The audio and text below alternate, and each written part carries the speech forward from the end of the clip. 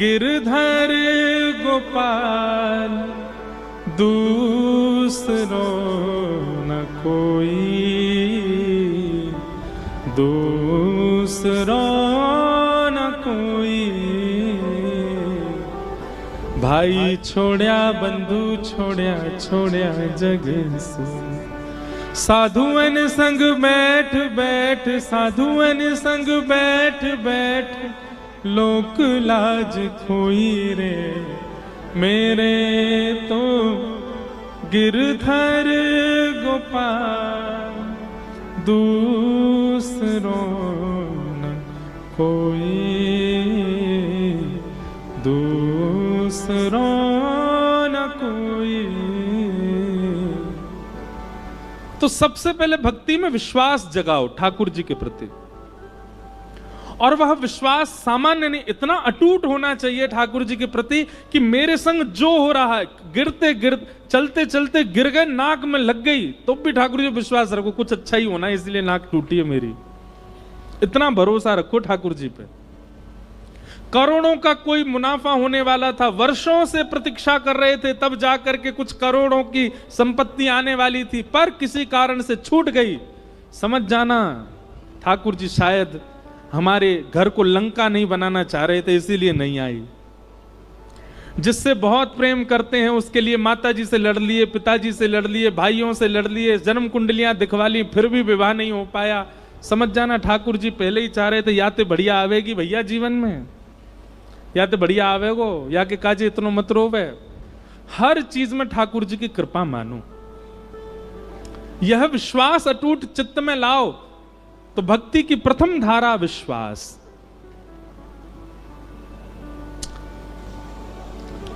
पूज्य मलुकपीठ वाले महाराज जी कथा हम चलते फिरते सुनते रहते हैं, कुछ ना कुछ नवीन भाव मिलता है। आप एक दिन कथा में श्री मलुकदास जी का चरित्र बता रहे थे, और उस चरित्र में एक बहुत सुंदर कथा सुनाई, बहुत ध्यान से सुनना। महाराज जी सुना रहे थे कि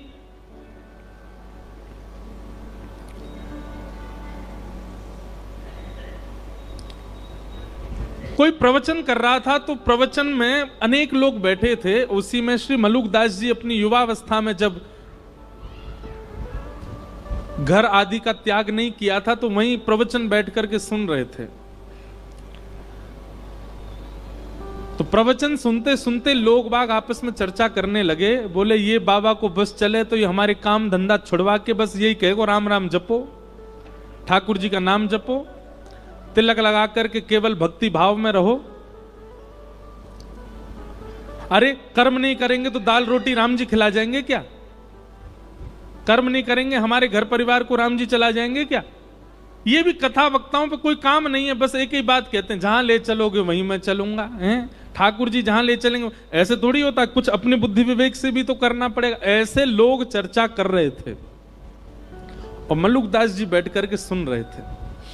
तो मलुकदास जी अपनी युवावस्था में थे, उन्होंने उठ करके जो व्यास मंच पर व्यास जी थे उनसे कहा, बोले देखिए व्यास जी आप बहुत अच्छी बात बता रहे हैं, आप कह रहे हैं राम नाम ही सर्वस्व है, भगवान नाम ही सर्वस्व है, कथा ही सर्वस्व है, लेकिन कर्म भी तो प्रधान है।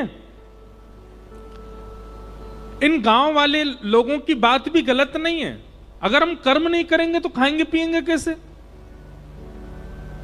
सुंदरकांड भी कहती है देव देव आलसी पुकारा, देवताओं के भरोसे जो पड़ा रहता है कर्म नहीं करता वो आलसी कहलाता है। अगर हम कुछ ना करें केवल राम राम जपें तो राम जी हमारा घर थोड़ी चला देंगे, और घर चलाना बहुत दूर की बात, हमको रोटी राम जी थोड़ी खिला देंगे, वो तो हमको खुद ही खानी पड़ेगी, खुद ही मेहनत करनी पड़ेगी। तो व्यास जी ने कहा देखो भैया आपकी बात हम उसको प्रणाम करते हैं, पर अगर किसी के चित्त में अखंड विश्वास हो ठाकुर जी के प्रति, और ठाकुर जी के प्रति कोई संबंध उसका स्थापित हो गया हो, और वो ठाकुर जी पर इतना भरोसा कर ले, इतना विश्वास कर ले कि श्री राम जी ही मेरे सर्वस्व हैं, वो कुछ ना करे राम राम जपे, राम जी खिलाएंगे उसको। पहले बात तो सुन लो, ताली पहली बजा देते हो, पहले कथा तो पहले आगे बढ़ने दिया करो। व्यास जी ने मलुकदास जी, तो मलुकदास जी बोले ठीक है, मैं अटूट विश्वास के साथ आज से राम नाम जप में बैठ रहा हूं, और मैं गांव में नहीं बैठूंगा, मैं जंगल में जाऊंगा, और जंगल में भी बीहड़ जंगल में जाके बैठूंगा जहां मुझे कोई नहीं जानता हो, कोई नहीं पहचानता हो, जहां पर हिंसक जीवों के अलावा कोई आता ही ना हो। देखता हूं कि राम जी मुझे खिलाएंगे कि मुझे किसी जानवर को खिलवा देंगे। सब गांव के लोग बोले भैया अब प्रमाणित हो जाएगा कि राम नाम और भक्ति भाव ये प्रमाणित है कि नहीं। मलुकदास जी वन में गए और बीहड़ वन में गए, वहां पर एक विशाल वट का वृक्ष था। आसपास दूर दूर तक किसी के आने जाने का कोई मतलब ही नहीं था। एक सामने नदी बह रही थी। मलुकदास जी बोले यहां कोई नहीं आएगा, यहीं बैठ जाता हूं। और वृक्ष के ऊपर एक डाल के ऊपर बड़ी सी डाल थी, उसके ऊपर मलुकदास जी बैठ गए और राम राम राम राम जपने लगे।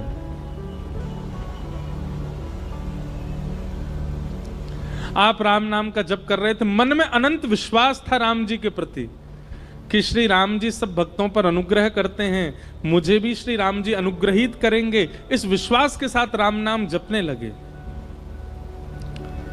आपका राम नाम जप चल रहा था, घंटों तक राम नाम जप चलता रहा। तभी कुछ यात्री घोड़ा पे बैठ करके वहां से निकलने लगे। आप लोगों ने विचार किया ये स्थान तो बहुत बढ़िया है, बढ़िया नदी भी बह रही है और यहां दूर दूर तक कोई है भी नहीं, यहीं स्नान करते हैं और फिर बढ़िया जो भोजन लेके आए यहीं पाएंगे प्रेम से। यात्री जन अपने घोड़े से उतर गए, नदी में स्नान आदि करके जैसे ही अपना भोजन आदि सब उन्होंने खोला, इतने में ही डाकू और डकैतों ने वहां आने लगे। उनके घोड़ों की नालों की आवाज आने लगी। तो जितने यात्री थे उन सब ने विचार किया, बोले भैया बड़े बड़े डाकू आ रहे हैं, ये सब हमको मार देंगे, सब हमारा सर्वनाश, जल्दी भागो यहां से। सारे यात्री अपना भोजन पानी वहीं छोड़ छाड़ करके भाग गए। डाकू आए, डाकुओं ने आकर के देखा कि महाराज सुंदर सुंदर रबड़ी, सुंदर मिष्ठान, सुंदर 56 भोग और रोटी आदि सब वहां खुली रखी है। डाकू के साथ जितने लोग थे सबने कहा सरदार जी आज तो कुछ बनाना ही नहीं पड़ेगा, आज तो देखो ठाकुर जी ने बढ़िया व्यवस्था करी है, 56 भोग यहीं लगे लगाए मिल गए हम लोगों को। अब तो आज तो यहीं रोटी पाएंगे, यहीं लड्डू उड़ाएंगे, यहीं प्रेम से रबड़ी पाएंगे और इसी से ही आनंद होएगा आज तो। इतने में सब टूट पड़े भोजन पर, सब उठाने लगे रोटियां और सब्जियां सब डालने लगे, अपने हाथ में पकवान लेने लगे। जो सरदार मुखिया था डाकुओं का, थोड़ी देर इधर उधर देखने लगा, बोले रुको रुको रुको अभी मत पाना। इस विहंगम जंगल, बिहड़ जंगल में नदी के तट पर इतने 56 भोग मिलना, पहली बात तो इसमें यह सत्य है कि भगवान ने कोई अनुग्रह करके हमारे लिए व्यवस्था करवा दी। लेकिन दूसरी बात एक और हो सकती है, क्या हमको कम से कम 5 राज्यों के राजा ढूंढ रहे हैं, कहीं ऐसा तो नहीं उन लोगों को हमारा यहां आना पता हो और ये सारे व्यंजनों में विष डाल करके उन्होंने यहां पर ये व्यंजन रख दिए हो, और कहीं हमने ये पाए और हम पाकर के विष के नशे में आ गए, मूर्छित हो गए, मृत्यु हो गई, तो वो 5 राज्यों के राजा जो हमको ढूंढ रहे हैं वो हमको ले जाएंगे यहां से, उनका तो काम हो जाएगा, कोई नहीं खाएगा, नीचे रखो इसको। संग वाले बोले महाराज बहुत दिन से रबड़ी नहीं पाई, देखो गुलाब जामुन नहीं पाई, खान देने बोले नहीं नहीं नहीं नहीं हम ऐसे नहीं खा सकते। एक काम करो, अपनी टोली से बाहर का जो हो, जो हमारी टोली से बाहर का ऐसा कोई राह चलता मिल जाए उसको पकड़ लाओ, उसको पहले खिलाओ, उसको खिला करके देखेंगे अगर इसमें विष हुआ मर जाएगा, पता चल जाएगा, नहीं हुआ तो हम भी पालेंगे। सब ढूंढने लगे लेकिन दूर दूर तक तो जंगल कुछ मिले ही नहीं। तभी सरदार की नजर गई, पेड़ के ऊपर श्री मलुकदास जी बैठे थे, राम राम राम राम राम राम जप रहे थे। तुरंत उसने, अरे देखो ये बैठा ऊपर भगत, इसी नहीं विष में ला करके सारा भोजन नीचे, पकड़ के लाओ उसको नीचे। ऊपर चढ़ गए, मलुकदास जी को पकड़ के नीचे ले आए। मलुकदास जी बोले भैया क्या कर रहे हो? बोले हाथ पांव बांधो इसके। और हाथ पांव बांध करके इसको सारा भोजन खिलाओ।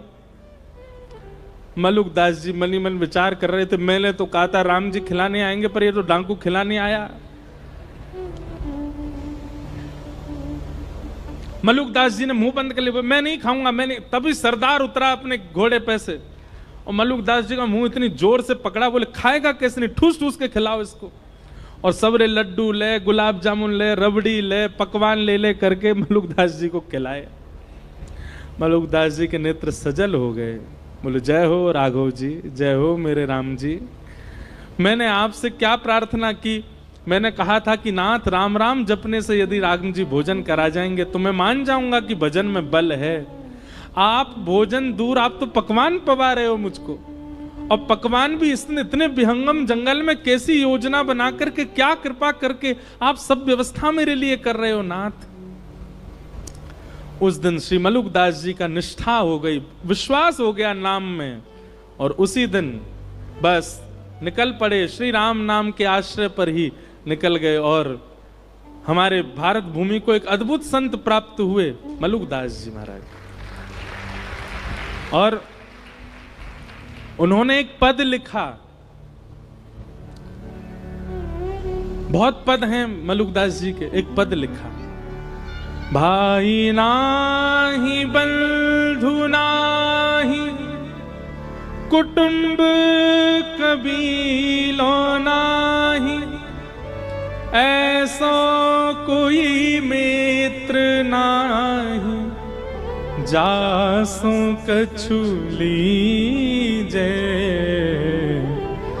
दीन बंधु दीनानाथ, मेरी सुध लीजे, दीन बंधु दीन। कहता मलुकदास छोड़ दे वीरानी आश, कहता मलुकदास छोड़ दे वीरानी आश। मलुकदास जी कह रहे हैं दूसरों से आशा छोड़ दो, किसी से आशा मत रखो, आशा ही परमम दुखम। अरे खुद से भी कोई आशा मत रखो। कहता मलुकदास छोड़ दे वीरानी आश, कहता मलुकदास छोड़ दे वीरानी आश। तो फिर कहां जाएं किसी से आशा ना रखें तो? तब मलुकदास जी कहते हैं साचो नाम तेरो दाता, साचो नाम तेरो दाता, साचो नाम तेरो दाता, साचो नाम तेरो दाता, और किसको लीजिए, दीन बंधु दीनानाथ, मेरी सुध लीजिए, दीन बंधु।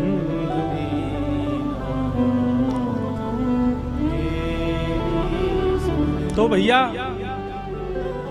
तीन बातों की गांठ मान लीजिए। सबसे पहला विश्वास, ठाकुर जी के प्रति इतना अटूट भरोसा कर लो कि बस अब उतना विश्वास किसी पे है ही नहीं, बस ठाकुर जी सर्वस्व हैं। मेरे संग जो हो रहा है, मेरे परिवार के साथ जो हो रहा है, वो सब ठाकुर जी मेरी श्रेष्ठता के लिए कर रहे हैं। मेरे पैर में चोट लगी, मुझे घाटा हुआ, मेरा ये छूट गया, मुझे ये मिल गया, कोई भलाई होगी मेरी। आप विश्वास मानिएगा, जिस दिन आप इतना विश्वास भरोसा ठाकुर जी पर कर लेते हैं ना, तो गलत और अच्छा ठाकुर जी नहीं करते हमारे साथ। पर जब हम हर क्रिया को ठाकुर जी की प्रसाद समझने लग जाते हैं, तो ठाकुर जी की दृष्टि पड़ती है। देखो कुछ भी हो रहा है इसके साथ, लेकिन ये फिर भी यही मानता है कि मेरी कृपा है। तब ठाकुर जी अनुग्रह करते हैं, दृष्टि भर के देख लेते हैं और सब मंगल होने लग जाता है।